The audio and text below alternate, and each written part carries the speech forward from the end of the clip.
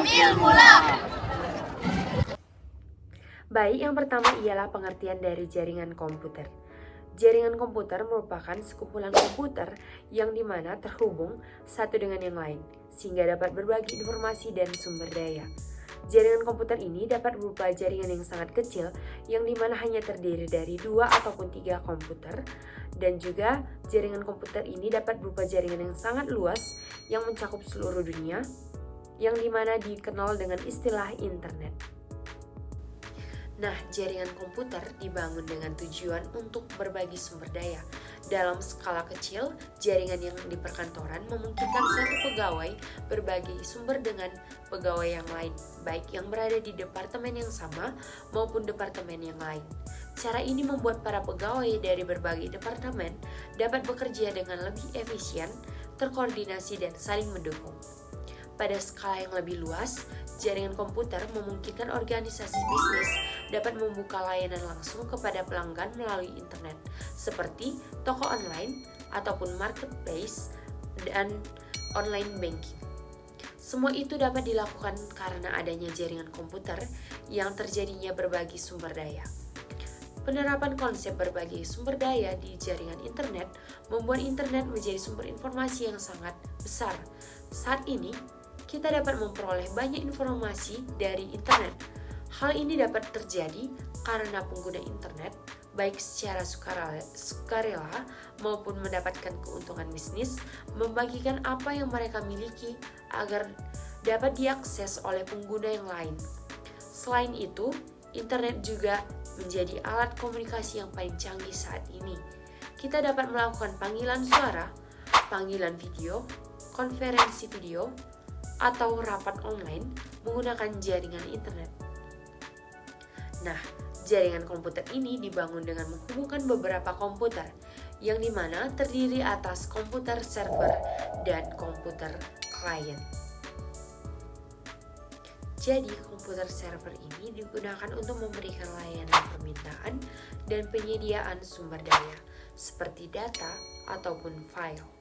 Sedangkan komputer klien ini digunakan oleh pengguna untuk mengakses sumber daya yang telah tersedia. Oke, selanjutnya kita akan membahas mengenai istilah-istilah yang ada pada jaringan komputer. Yang pertama yaitu ada node. Node merupakan titik-titik yang menghubungkan suatu perangkat dengan perangkat lainnya. Node ini bisa dikatakan sebagai fondasi yang memungkinkan suatu teknologi dapat bekerja. Node ini juga dapat bervariasi tergantung pada jaringannya dan juga protokol lapisannya. Yang kedua yaitu ada segmen. Segmen juga sering disebut dengan segmentasi jaringan yang merupakan berbagai bagian dari jaringan komputer atau zona jaringan yang dipisahkan oleh beberapa perangkat seperti switch, router, dan juga firewall. Di mana segmentasi jaringan ini juga merupakan kerangka yang digunakan pada pusat data. Yang ketiga yaitu ada backbone. Backbone adalah tulang punggung yang digunakan sebagai pusat saluran pengiriman data pada suatu jaringan. Sehingga fungsi utama dari backbone ini yaitu untuk menghubungkan jaringan lokal seperti LAN sehingga memudahkan menjangkau wilayah yang luas dan membentuk suatu WAN. Yang keempat yaitu Network Interface Card atau kartu jaringan, di mana kartu jaringan ini digunakan sebagai jembatan antara perangkat komputer dengan jaringan. Sehingga fungsi utama dari kartu jaringan ini yaitu sebagai penghubung antara perangkat komputer dan juga jaringan. Yang kelima yaitu Media Access Control Address, di mana Media Access Control Address ini adalah suatu metode untuk mentransmisikan data yang ada pada node-node melalui suatu jaringan tanpa terjadinya konflik. Yang keenam yaitu unicast, di mana unicast ini adalah transmisi data pada jaringan komputer yang paling sederhana dengan cara one-to-one, di mana komunikasi one-to-one ini terjadi antara server dan juga klien. Yang ketujuh yaitu ada multicast, di mana multicast ini merupakan suatu teknik pengiriman data, di mana sebuah data yang dikirimkan melalui jaringan kepada beberapa perangkat komputer yang sudah terhubung ataupun yang sudah tergabung di dalam suatu grup. Yang terakhir yaitu ada jaringan broadcast, di mana jaringan broadcast ini merupakan saluran komunikasi yang digunakan secara bersama-sama oleh beberapa perangkat yang sudah terkoneksi dengan jaringan yang sama.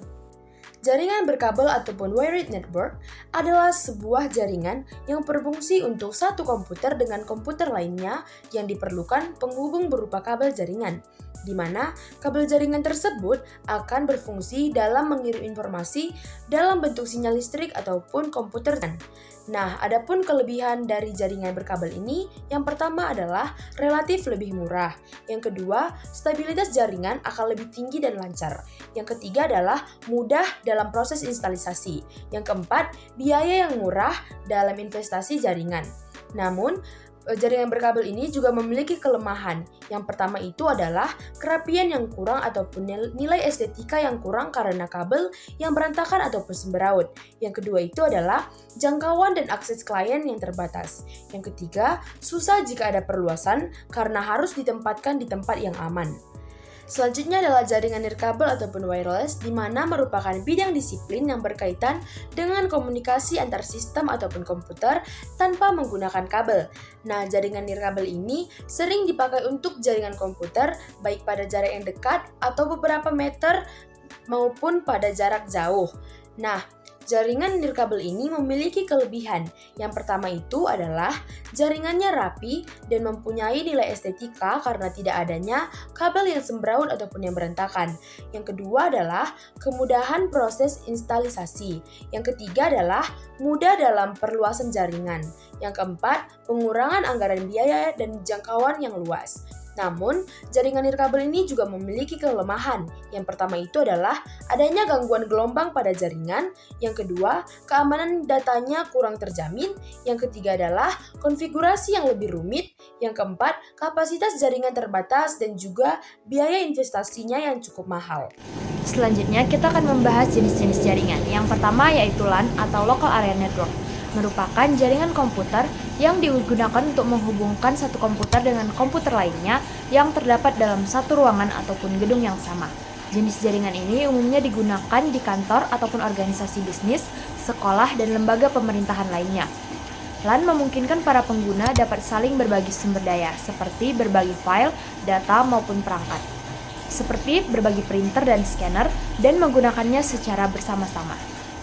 Jadi teman-teman, jenis-jenis jaringan LAN terbagi atas 4 bagian, yaitu yang pertama, Wireless Local Area Network ataupun WLAN, yang kedua, Personal Area Network ataupun PAN, yang ketiga, Virtual Private Network ataupun VPN, dan yang terakhir yaitu Campus Area Network ataupun CAN. Baiklah teman-teman, di sini kita akan membahasnya satu persatu dimulai dari Wireless Local Area Network ataupun WLAN. WLAN adalah jaringan komputer nirkabel yang memiliki cakupan yang sama dengan jaringan LAN dengan kabel. WLAN menggunakan teknologi Wi-Fi untuk menghubungkan satu perangkat dengan perangkat lainnya yang tersedia. Yang selanjutnya yaitu Personal Area Network ataupun PAN. Kebutuhan akan koneksi internet di rumah ataupun usaha-usaha kecil membuat pengguna banyak membangun Personal Area Network atau disingkat PAN. PAN merupakan tipe jaringan komputer yang paling kecil. Jaringan komputer ini pada umumnya terdiri atas satu modem nirkabel, satu atau dua komputer, smartphone, printer, tablet, dan gadget pribadi yang lainnya. Yang ketiga yaitu Virtual Private Network ataupun VPN. VPN adalah jenis jaringan tertutup atau private milik organisasi tertentu yang dibangun dengan memanfaatkan jaringan publik. Jaringan ini ditempatkan dalam jaringan publik dengan tujuan agar jangkauan dapat dibuat semakin luas, tetapi dibuat tetap private agar hanya dapat diakses oleh organisasi pemilik saja. Yang keempat yaitu yang terakhir yaitu Campus Area Network ataupun CAN. CAN adalah jenis jaringan komputer yang dibangun untuk menghubungkan beberapa jaringan LAN dalam area geografi tertentu. Jaringan ini dapat mencakup beberapa gedung yang saling berdampingan pada area tertentu yang dimiliki oleh pemilik ataupun pengguna yang sama. Jenis jaringan kedua yaitu Metropolitan Area Network ataupun MAN. MAN merupakan jaringan komputer yang dipergunakan untuk menghubungkan jaringan-jaringan LAN yang ada dalam suatu lokasi maupun dalam suatu kota tertentu. Jaringan MAN pada umumnya lebih besar jika dibandingkan dengan jaringan LAN dan juga jaringan CAN, tetapi lebih kecil jika dibandingkan dengan jaringan WAN. Jenis jaringan ketiga yaitu Wide Area Network ataupun WAN.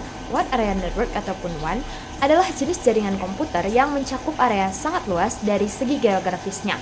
WAN dapat mencakup negara atau antar benua. WAN banyak digunakan oleh perusahaan-perusahaan besar yang daerah operasinya mencakup beberapa negara yang terletak di berbagai belahan dunia. Yang terakhir, yaitu jaringan internet dan juga jaringan intranet.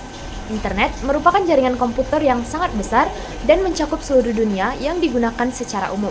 Sedangkan jaringan intranet merupakan jenis jaringan pribadi atau private yang dibangun oleh organisasi tertentu yang digunakan untuk menghubungkan komputer-komputer milik organisasi yang berada pada berbagai lokasi. Passive attack.